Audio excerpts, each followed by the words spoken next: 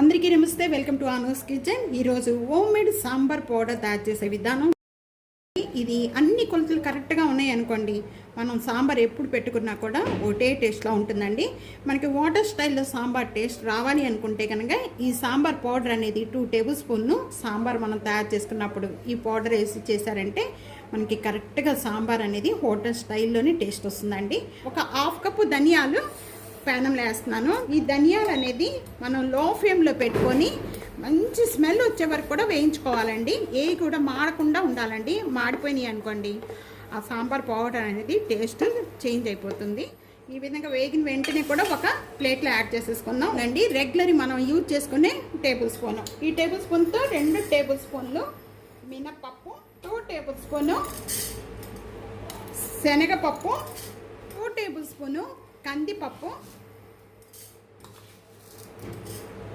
కదా. ఈ పప్పులన్నీ కూడా బాగా వేగిపోయిన వెంటనే కూడా మనం ధనియాలు వేసుకున్న ప్లేట్లోని ఇవన్నీ కూడా యాడ్ చేసేస్తాం. మిరియాలండి, మిరియాలు, ఒక 1/2 టేబుల్ స్పూను ఆవాలు, 1 టేబుల్ స్పూను మెంతులు, ఇదే స్పూన్ అండి 1 టేబుల్ స్పూను జీలకర్ర.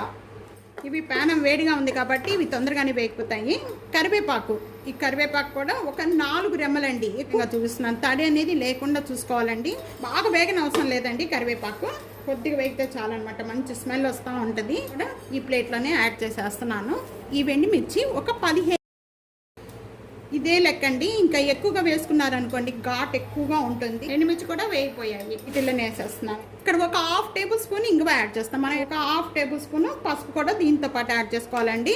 ఈ పౌడర్ అనేది మంచి కలర్ ఉంటుంది అనమాట పసుపు యాడ్ చేసుకోవడం వల్ల. ఇలా వేయించుకునే దినుసులన్నీ కూడా బాగా చల్లారిపోయినాయండి. చల్లారిపోయిన వెంటనే కూడా నేను ఇక్కడ మిక్సీ జార్లోకి యాడ్ చేసేస్తున్నాను. ఇప్పుడు ఇవన్నీ కూడా బాగా మెత్తగా చేసుకోవాలండి. సాంబార్ పౌడర్ రెడీ అయిపోయిందండి. మూత ఓపెన్ చేసిన వెంటనే కూడా మంచి స్మెల్ వచ్చేస్తుందండి. చూస్తున్నారు కదా, ఇదంతా కూడా మనం ఈ విధంగా సాంబార్ పౌడర్ అనేది ఈ విధంగా మెత్తగా చేసుకోవాలండి. ఒక బౌల్లో యాడ్ చేసేస్తున్నాను. ఏ కొలతతో తప్పకుండా ట్రై చేయండి. ట్రై చేసి మీకు ఎలా ఉందనేది నాకు కామెంట్స్లో తెలియజేయండి. ఫ్యామిలీకి, ఫ్రెండ్స్కి వీడియోని షేర్ చేసి వీడియోని లైక్ చేస్తూ ఉండండి. ఈ అనూస్ కిచెన్ సబ్స్క్రైబ్ చేసుకోవడం అస్సలు మర్చిపోద్దు.